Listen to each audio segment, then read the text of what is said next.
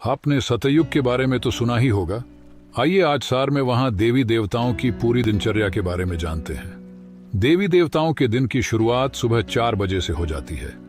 4 बजे उठकर सबसे पहले वो नदियों के निर्मल और पोषक तत्वों से भरपूर पानी पीते हैं। फिर पार्क में टहलने जाते हैं, जहां सुंदर पंछियों की मनमोहक आवाज वातावरण को मनोरम बनाती है।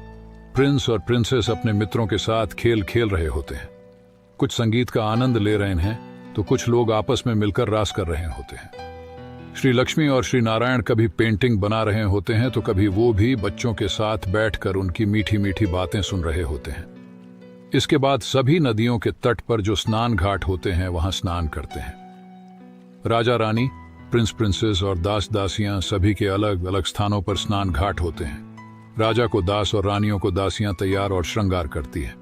स्नान के बाद घाट के नजदीक श्रृंगार गृह होते हैं, जहां राजा रानियों और प्रिंसेस का श्रृंगार होता है। इसके बाद वे नाश्ते में मीठे फल और विभिन्न प्रकार के व्यंजन का आनंद लेते हैं। फिर बच्चे पढ़ने के लिए पाठशाला चले जाते हैं, जहां संगीत, नृत्य, चित्रकला और पूरे भारत के भूगोल की जानकारी उनके शिक्षा के मुख्य विषय होते हैं। राजमहल में राज दरबार लगती है। राज्य के कारोबारी अपने कारोबार में चले जाते हैं। वहां के कारोबार की बात करें तो मुख्य रूप से कपड़ों के कारखाने, पुष्पक विमान के कारखाने, सोने, हीरे, मोतियों के गहनों का कारोबार, सोने की फर्नीचर का कारोबार, गार्डन की देखभाल, संगीत के वाद्य यंत्रों के निर्माण का कारोबार, ऐसे अनेकानेक कारोबार होते हैं।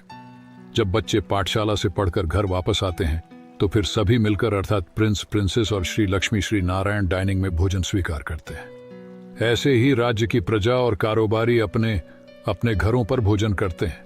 इसके बाद शाम को होने वाली संगीत संध्या और नृत्य के लिए महलों की सजावट होती है।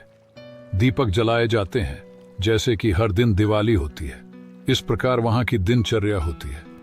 आशा करते हैं आप भी ऐसी सतयुगी दुनिया, स्वर्णिम दुनिया में चलने का और ऊंच पद प्राप्त करने का पुरुषार्थ करेंगे। शुक्रिया।